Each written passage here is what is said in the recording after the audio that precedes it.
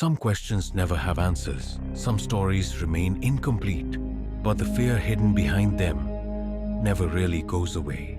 The story I'm about to tell you today is one such mysterious incident, one that completely changed a girl's life. Riya was a 22-year-old college student who had recently moved to a new city for her studies. She found an old but affordable apartment. The landlord told her that the apartment had been vacant for quite some time, but Riya didn't really care. She settled in and started her new life in the city. But from the very first day, she started feeling that something was off. On the very first night, Riya felt like someone was in her room. The fan was off, yet the curtains were moving. As she lay on her bed, it felt like someone was whispering right next to her ear. She panicked and turned on the light.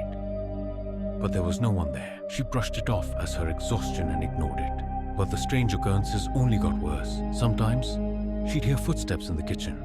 Other times, she'd see a shadow in the mirror.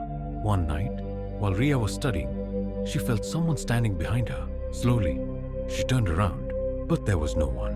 And then, a soft knocking sound came from inside her closet. Terrified, she opened the closet door, but there were only her clothes. But as soon as she closed the door, she saw a faint reflection in the mirror. A girl, dressed in white, with messy hair and terrifying red eyes. Riya screamed and ran out of the room. The next day, Riya spoke to her landlord about it. At first, he tried to avoid the conversation, but eventually he told her a story that sent chills down her spine. A girl had once lived in that apartment, heartbroken after being betrayed by her boyfriend. She had taken her own life in that very room, and they say her spirit still lingers there. That same day, Riya packed her bags and left the apartment. But as she turned back one last time to look at that room, she saw her standing by the window, in white clothes, with disheveled hair and those blood-red eyes,